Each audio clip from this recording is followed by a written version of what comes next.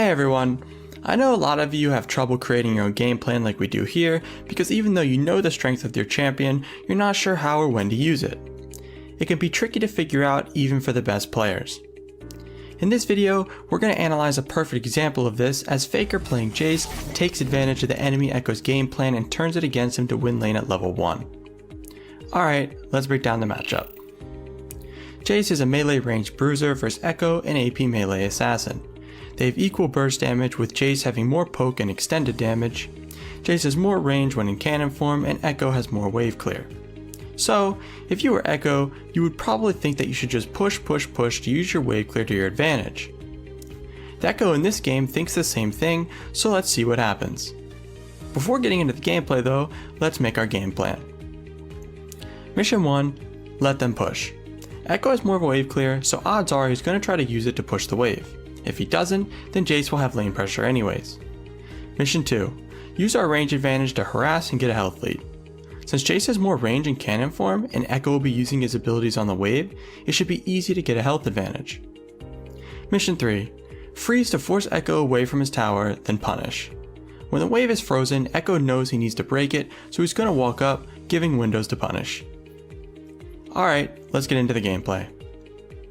Before the lane starts, the first thing Faker does is put a ward here to get vision of Gragas early on. If Gragas starts red, he has the potential to level 2 gank. He walks into lane now, and Echo starts mission 1 for him by using Q on the wave as expected. This is actually where Echo digs his own grave. Echo is thinking that he wants to get lane pressure and a level advantage by pushing the wave with his wave clear advantage, but the problem is he's going versus Jace, a lane bully like Pantheon, Yasuo, or Syndra. Faker is going to take advantage of this mistake to the fullest, so let's see what happens. He walks right up to Echo and starts mission 2 with auto attacks. Echo walks up to him thinking that his minions will win the trade for him, which would be true if Jace wasn't an AD champion. Also, Faker stays in cannon form instead of going into hammer form to use Q. If Echo procs his passive, it'll also proc his electric Q, giving him a nice chunk of damage. Echo misses his Q, which gives Faker the green light to keep harassing like this. Now Echo is forced so far away from the wave that when Faker goes for this next bit of harass, the minions don't even aggro him. Echo walks up and uses his Q to grab these 2 CS. This is a perfect example of why Echo's game plan can't work when versus lane bullies. Echo can't even get close enough to the wave to hit the whole thing with his Q, so it's impossible to break the freeze that Echo gave Faker from throwing his Q at level 1. Faker backs off now for 2 reasons. First of all, the second minion wave is arriving, so if he stays here, the whole wave will aggro him and do a lot of damage to him. And secondly, Camille is here looking for a level 2 gank because the wave is pushing to Faker and Echo's half health. So Faker backs up, making Echo think he's safe. Also, look where Faker goes in the lane. He moves to the other side to make Echo also swap sides, being closer to Camille.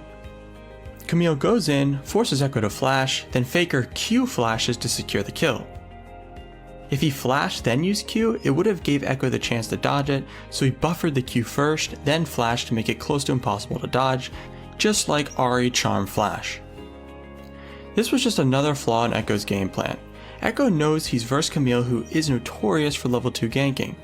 He didn't ward for her like Faker did, and it sets Faker up for first blood. After he gets the kill, he goes to recall because the wave is pushing to him, so theoretically he could recall and come back to a big wave denying Echo CS. But he cancels his recall. He realizes that he's not low on health or mana and can abuse this freeze even more. He grabs a few CS, then walks up behind the red wave, getting ready for Echo to come back to lane. As soon as he gets back, Faker continues mission 2 and lands an empowered shock blast plus an auto attack for some nice harass. Then he switches to hammer form because he sees Camille ready for another gank over the wall. Camille slingshots over and Faker finishes him off. Honestly, League is such a crazy game because such small decisions can make or break your lane. Echo using Q at level 1 is the most obvious one, but if we look at when Faker decided not to recall, let's say he does recall here, which is what I would have done, since the wave would push and would deny CS from Echo, giving him a free base. But when he got back to lane, the wave would have been huge and almost on his tower, and Echo would have got back to lane before him, and would have been able to break the freeze.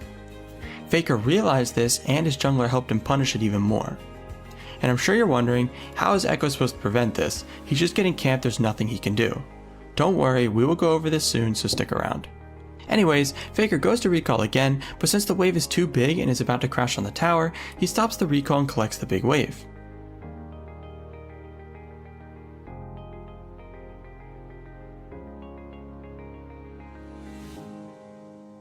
After clearing it, he's level 3, with Echo still level 1.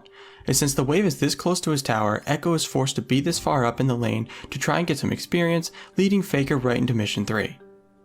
He starts with Hammer Form and uses it to close the distance, then uses E to push Echo away before he can proc his passive, then switches to Cannon Form to finish the trade, dropping Echo to 40% health.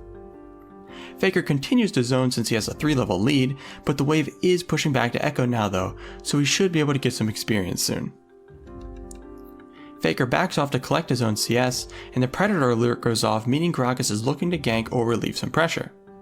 Camille comes for the counter gank, with Fiddle heading over as well. Before this play even happens, I can already tell you this is a huge mistake from Gragas to come anywhere near mid.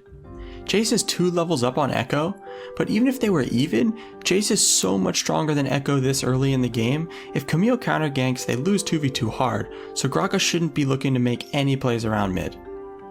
Anyways, Camille ends up almost solo killing Gragas, with Faker and Fiddle killing Echo for the 3rd time now. He finishes pushing in the wave, then recalls. When he gets back to lane, the wave is pushing back to him so he can pull the wave from hitting the tower and start his freeze again. He puts a pink in the brush as someone else already has one on his bottom side. He's basically giving Echo no way back into the game as it has to come from a gank. The wave is set up for mission 3, so he walks straight at Echo and goes all in just like before. He ends up missing his shock blast, which would have killed him, but he still dropped him to 15% health. Echo is forced to recall now, so Faker shoves in the wave to deny some more experience in gold, then recalls himself.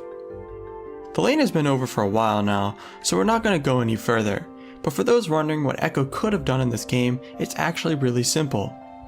All Echo had to realize was, Jace is really strong early game and has Camille, a jungler that excels at early ganks, especially at level 2.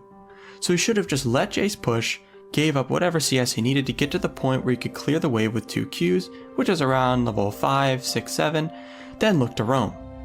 He would have prevented all of these deaths just by not using his Q at level 1. Anyways, let's do a quick recap before closing this one out.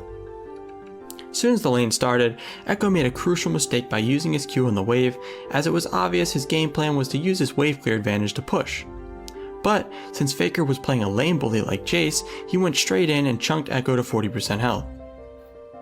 As the next wave arrived, he backed off and pushed Echo towards Camille, who was looking for a gank and got first blood. He was going to recall, but since he wasn't low on mana or health, he decided to stay and abuse the freeze even more. As soon as Echo got back to lane, he went in for more harass and Camille came over Raptor's wall, giving Faker another kill. After killing him, he still couldn't recall because the wave was really big and would have crashed on his tower. He collects the wave and chunks Echo to 15% health, with Echo still being level 1 to Faker level 4. The wave was pushing to Echo though, so Faker collected his own CS while still being cautious of Gragas at the same time, since Gragas used Predator, which alerted him. Camille and Fiddle came for a counter gank and they ended up killing Echo again. Faker finally recalls, and as soon as he gets back to lane he freezes, then goes in just like before, chunking Echo out of lane, making him fall even further behind. Alright, that's going to be it for this video. Thanks for watching.